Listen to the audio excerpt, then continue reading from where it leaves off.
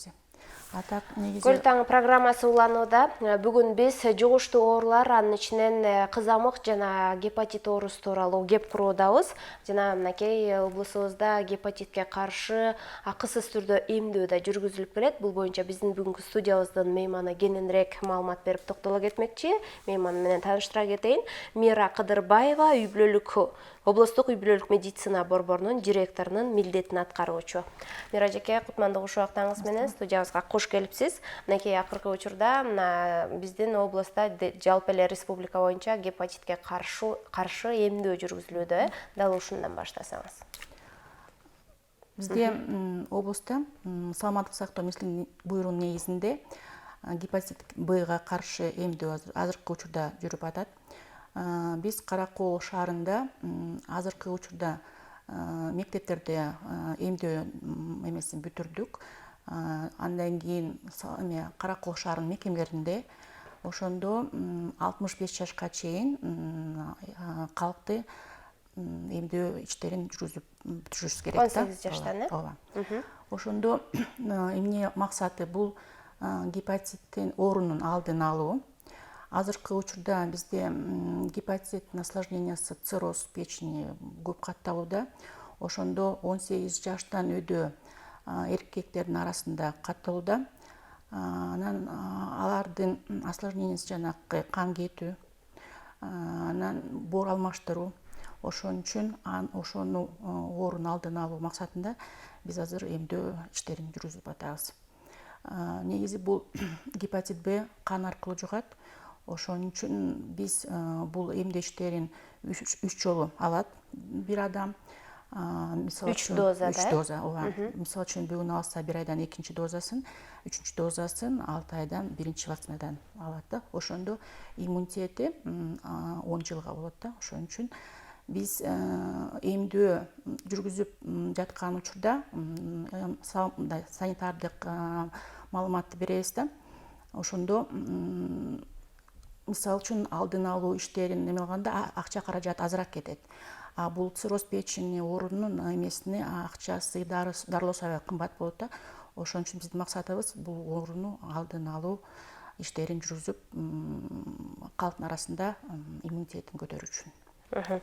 Анан бул жогоруда айтып кетпедиңизби, 18 жаштан жогорку эркектердин арасында боордун цирроз оорулары көбүрөөк кездешүүдө депчи. Буга эмне себеп болууда? Бул жанагы гепатит менен ооруганда кан аркылуу жугат да.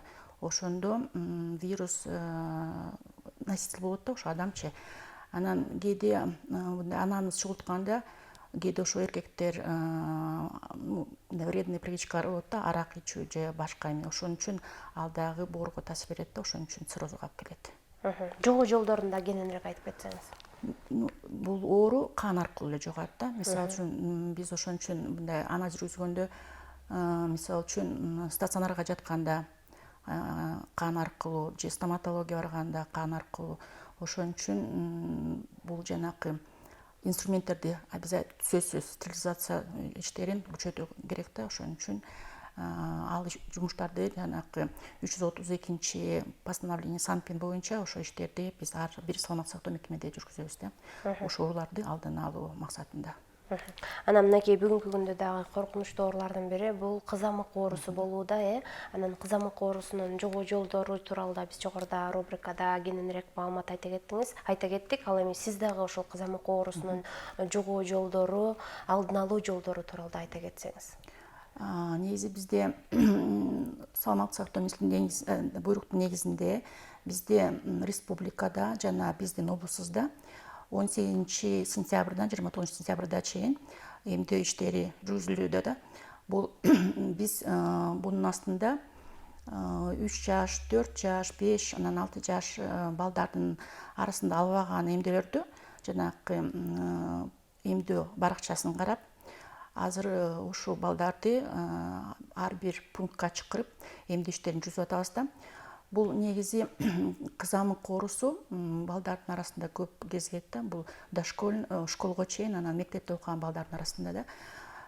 Бул эме аба жолдору менен жугат. 99% ошо ооруган балдар менен каттоо долгондо сөзсүз оорушат да, высокий риск, высокая контагиозность деп коет да. Ошон үчүн анан эме байланыш болгондон кийин ошо оорулуу бала менен 21 күн бул инкубационный период деп коет да. 21 күндөн кийин ошо оору бала менен катышып ошо каттоо болгондон кийин белгилери болот да. Анан ошону баланы сөзсүз изоляция кылыш керек да. Анан бул аба жол менен жугатпай, ошон үчүн жанакы дезрасформный обработка кылып ошо баланын эмеси изилдөө, байкоо, анан эме дарылоо иштерин жүргүзөбүз да. 21 күндөн кийин, андан кийин башка эме случай болбосо, анда эме карантин жабылат да, жок болсо анда калган эме балдар болсо кайра 21 күнгө эмеси карантин узарат да. Мисалы үчүн мектептердин арасында ошол кызамык оорусу аныктала турган болсо, кандай иштер жүргүзүлөт? Мисалы үчүн бир класста 20-дан 40-ка чейинки окуучулар окушат, аларга дагы жугуу коркунучу кандай? Эгерде ошол балдардын арасынан кызамык менен ооруган бала аныкталган болсо, калгандарына кандай иштер жүргүзүлөт? Мисалы үчүн дезинфекция иштери жүргүзүлөбү же кандай кылып бул оорудан сактанып алдын алуу керек? Негизи бул оору белгиси аныкталып коюлса, мектепте же бала бакчада биздин медкызматкерге кайрылып, ошондо көзөмөлгө алынат да, карантин коюлат. Анан сөзсүз санэпид көзөмөлгө бизде извещение деп коет да, ошо сөзсүз форма 052 берилет да. Анан дезинфекция иштери жүргүзүлөт. Анан ошо баланы каттоого алабыз да, анан байкоо. Эме мисалы үчүн жеңил формада өтөт, орто формада өтөт, оор формада өтөт. Ошону байкап, ошого жараша симптоматикалык дарылоо өткөрөбүз да. Анан мисалы үчүн бала бакчада барган бала болсо, ата энесине эме жараксыз жанакы жумушка жараксыз баракчы убактылуу беребиз да. И сөзсүз үйлөрдө дарыгер борорунда медайымдар, дарыгерлер көзөмөлгө алып байкоо иштерин жүргүзүшөт. Ал эми бүгүнкү күндө ошол область боюнча кызамык аныкталган учурлар катталуудабы, алардын ал акыбалдары тууралуу айта кетсеңиз. Бизде негизи Бишкек шаарынан ошол байланышта оорулуу менен байланыштуу болгондо сөзсүз түрдө маалымат келет да. Ошол маалыматты мисалы үчүн Төп району болобу, Тоң району болобу, ошо тийиштүү мекемеге берилет да.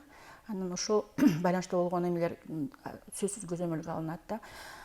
Бизде кечээ Каракол шаарында бир учур катталды да. 11 жашта бала, бирок 4 жашта бөбөгү. Бирок биз аны симптоматикалык аркылуу койдук да, бирок форма жанакы айтпам санэпид көзөмөлгө форма 082 бердик да. Ал болсо лабораторно да аныкталыш керек да. Андан кийин ошол диагноз коюлгандан кийин бирок баары биз көзөмөлгө аларды алып, азыр байкоо жүргүзүп баштадык 21 күнгө чейин.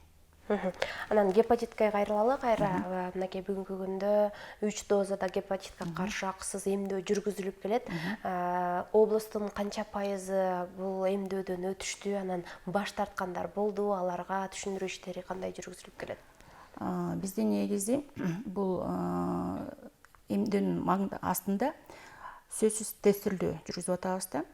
Жүргүзүлүп, андан кийин эмдөө иштерин.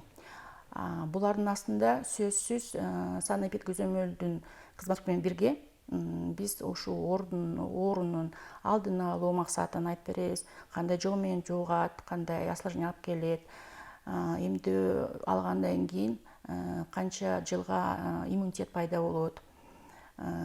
Мисалы үчүн баш тартуу гепатит оорусу боюнча мындай катталган жок.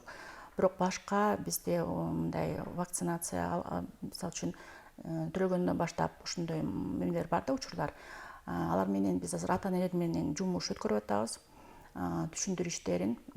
Мисалы үчүн балдар жанагы биз айтып коет 3 ооруга каршы коорпоративдик краснуха деген КПК деген түрү бар да. Мисалы үчүн паротит үчүн эркек балага жакшы алгангачы албаса андан кийин мисалы үчүн паротит менен ооруса тукумсуз болуп калат. Кыз бала болсо үчүн жана ККВ вакцинасыланыш керек. Кош бойлуу учурда ооруп калса бала майып болуп төрөлүп калат. Ошон үчүн ал түшүндүрүү иштерин биз азыр жүргүзүп атабыз да. Анан биз азыр айтпанбы жанагы график аркылуу жасап атабыз депчи. Бизде мисалы үчүн мындай подлежащий контингенттен алып, анан канча эмделди ошо пайызын чыгарабыз да. Биз мисалы үчүн ар бир мекемеде санын алгандан кийин ошондо канча подлежащий, анан канча алды ошого жараша пайызын чыгарабыз да. Ошол жарашат. Мисалы үчүн биз бул жылдын айына чейин график түзүп ошо азыр эмдөө иштерин жүргүзүп атабыз.